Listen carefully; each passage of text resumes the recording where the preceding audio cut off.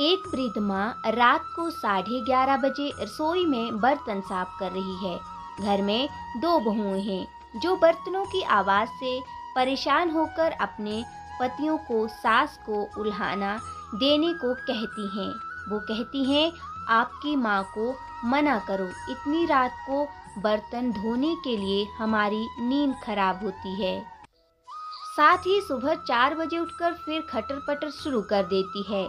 सुबह 5 बजे पूजा आरती करके हमें सोने नहीं देती, ना रात को ना ही सुबह। जाओ, सोच क्या रहे हो, जाकर माँ को मना करो। बड़ा बेटा खड़ा होता है और रसोई की तरफ जाता है।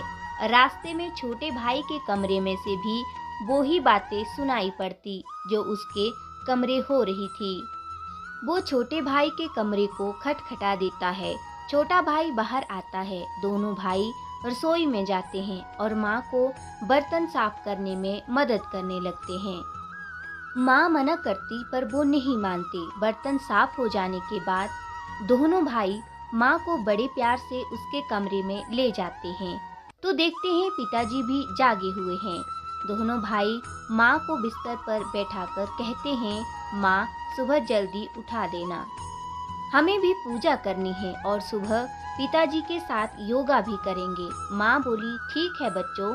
दोनों बेटे सुबह जल्दी उठने लगे। रात को 9:30 पर ही बर्तन मांजने लगे तो पत्नियां बोली, माताजी करती तो हैं, आप क्यों कर रही हो बर्तन साफ? तो बेटे बोले, हम लोगों की शादी करने के पीछे एक कारण ये भी था कि माँ की सहायता हो जाएगी, पर तुम लोग ये कार्य नहीं कर रही हो। कोई बात नहीं, हम अपनी माँ की सहायता कर देते हैं। हमारी तो माँ है, इसमें क्या बुराई है। अगले 3 दिनों में घर में पूरा बदलाव आ गया। बहुएं जल्दी बर्तन इसीलिए साफ करने लगी कि नहीं तो उनके पति बर्तन साफ करने लगेंगे। साथ ही सुबह भी वो भी पतियों के साथ ही उठने लगी और पूजा आरती में शामिल होने लगी। कुछ दिनों में पूरे घर के वातावरण में पूरा बदलाव आ गया। बहुएं सास ससुर को पूरा सम्मान देने लगी। माँ का सम्मान तब कम नहीं होता जब बहुएं उनका सम्मान नहीं करती। माँ का सम्मान तब कम होता है जब बेटे माँ का सम्मान नहीं करें या माँ के कार्य में सहयोग ना करें।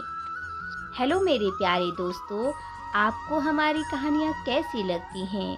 प्लीज़ कमेंट करके ज़रूर बताएं और हमारे चैनल को सब्सक्राइब, लाइक, शेयर करना ना भूलें।